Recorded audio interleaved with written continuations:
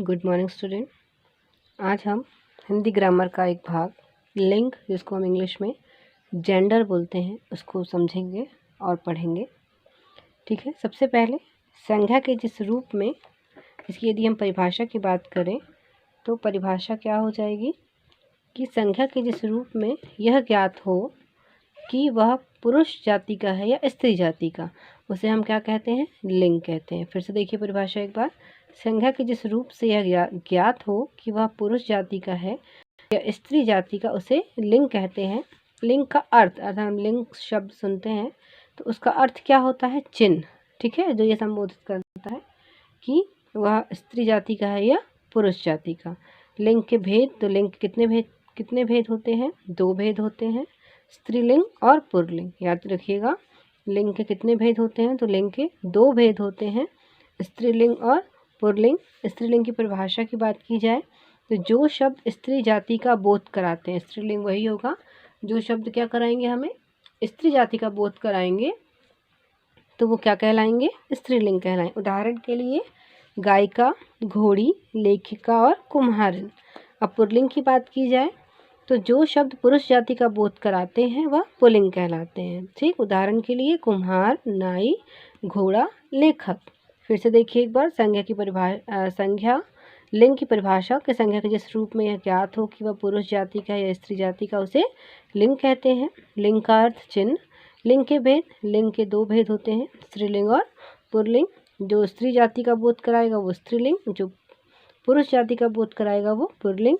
उदाहरण के लिए जैसे गायक, गायिका, घोड़ी, घोड़ा, लेखिका, लेखक। इस तरह से ये आपने क्या समझा? लिंग। अब इसके कुछ नियम होते हैं जिससे हम परिवर्तित कर सकते हैं, वो नियमों को देख लेते हैं। तो सबसे पहले कि लिंग की पहचान कैसे होती है। ठीक है, तो सजीव वस्तु की पहचान तो हम बड़ी आसानी से कर लेते हैं, लेकिन अगर कोई निर्जीव वस्तु होगी तो हम उसकी पहचान कैसे करेंगे? ठीक, सजीव वस्तु की पहचान करना आसान होता है किंतु निर्जीव वस्तु की पहचान करना कठिन होता है।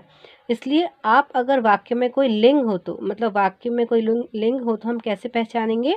वाक्य को पूरा पढ़ के। यदि हम वाक्य को पढ़ेंगे तो हमें समझ में आ जाएगा कि वह कौन सा लिंग है। जैसे पंखा चल रहा है तो हमने क्या लिख दिया? पंखा चल रहा है, रहा आ रहा है ना, मतलब क्या होगा? वो पुल्लिंग। घड़ी चल रही तो घड़ी क्या हो जाएगा? स्त्रीलिंग। इस तरह से हम पहचानेंगे।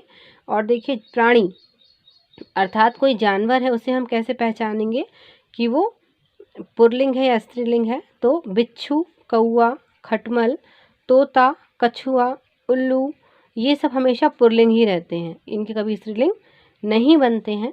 स्त्रीलिंग गिलहरी, तितली, दीमक, मक्खी, चील और कोयल, ये हमेशा स्त्रीलिंग में रहते हैं, ये कभी पुल्लिंग नहीं बनते। देखिए आपने कुछ शब्द देखे यहाँ पर, कुछ प्राणी देखे, जैसे बिच्छू, कौआ, खटमल, तोता, उल्लू, तो ये पुल्लिंग ही रहते हैं, चाहे वो कोई भी हो। स्त्रीलिंग गिलहरी, तितली, दीमक, चील, कोयल, तो ये भी क्या रहते हैं? हमेशा ये स्त्रीलिंग में ही पाए जाते हैं। इनमें नर मादा को जोड़कर, नर और मादा शब्द हम जोड़ देंगे इनके साथ, और तब पहचानेंगे या तब हम संबोधित कर सकते हैं कि ये इस लिंग का है। जैसे बिच्छू होगा तो हम क्या लगा देंगे? नर बिच्छू और मादा बिच्छू। यहाँ पे हम इस तरह से ही इनको स्त्रीलिंग और पुल्लिंग में विभाजित करेंगे। ठीक है, और एक और उदाहरण दिया है, देखिए खरगोश तो मादा खरगोश या नर खरगोश। कुछ समुदाय भी स्त्रीलिंग और पुल्लिंग होते हैं। समुदाय मतलब ग्रुप या समूह बोल सकते हैं हम।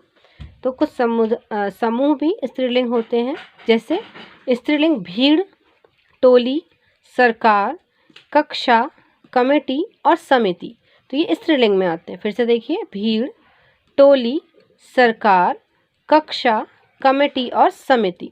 अब पुल्लिंग हो जाएगा परिवार, दल, समाज, झुंड, जत्था, समूह और कुटुंब, तो ये किस में आ जाएंगे? पुल्लिंग में आ जाएंगे। ठीक है, तो आपने यहाँ पे अभी कितनी 3 पहचान देखी। पहला कि निर्जीव वस्तुओं की जब हम पहचान करते हैं तो हमें पूरा वाक्य यदि हम सुनेंगे या पढ़ेंगे तो हमें अपने आप समझ में आ जाएगा कि जो दिया गया वाक्य है या दिया गया शब्द है वो क्या है? स्त्रीलिंग है या पुल्लिंग। फिर दूसरा क्या हो जाएगा कि प्राणी को कैसे पहचानेंगे, अर्थात जानवर को कैसे पहचानेंगे आप? तो कुछ प्राणी ऐसे होते हैं जो केवल एक लिंग में ही पाए जाते हैं, उनको नर और मादा जोड़कर हम उनका पहचान करते हैं। जैसे बिच्छू हो गया, कौआ हो गया, गिलहरी हो गया, इनमें नर और मादा जोड़कर हम, नर किसके लिए जोड़ेंगे? हम पुरुष के लिए या पुल्लिंग के लिए, मादा किसके लिए जोड़ेंगे हम, महिला के लिए या स्त्रीलिंग के लिए। कुछ समुदाय भी स्त्रीलिंग और पुल्लिंग होते हैं। कुछ समुदाय मतलब कुछ समूह ऐसे होते हैं जो स्त्रीलिंग और पुल्लिंग में पाए जाते हैं। तो उनमें कुछ आपको यहाँ नाम दिए गए हैं कि भीड़, टोली, सरकार। तो ये स्त्रीलिंग और पुल्लिंग में इनमें विभाजित इनको नहीं किया जा सकता, ये जो है वैसे ही रहेंगे। आगे के देख लेते हैं पहचान की क्या पहचान होती है। अगली जो पहचान है, कुछ शब्द ना तो स्त्रीलिंग होते हैं ना ही पुल्लिंग या उभयलिंगी होते हैं। याद रखिए, कुछ शब्द जो होते हैं ना तो स्त्रीलिंग होते हैं और ना ही पुल्लिंग होते हैं या उभयलिंगी होते हैं। प्रधानमंत्री, जैसे कुछ शब्द दिए हैं यहाँ पे, प्रधानमंत्री, पार्षद, डॉक्टर, मुख्यमंत्री, मैनेजर। ठीक है, वाक्यों से पहचान सकते हैं।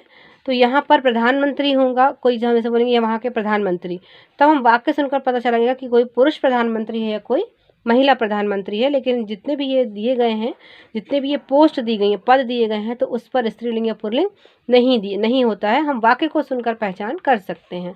आगे का देखते हैं क्या पहचान है। एक वस्तु के भिन्न भिन्न नाम और लिंग हो सकते हैं।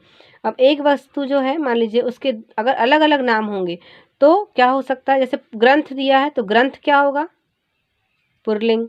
पुस्तक क्या होगी, स्त्रीलिंग। तो यहाँ पर ग्रंथ और पुस्तक लगभग एक ही अर्थ होगा, लेकिन इनके लिंग क्या हो जाते हैं, परिवर्तित हो जाते हैं।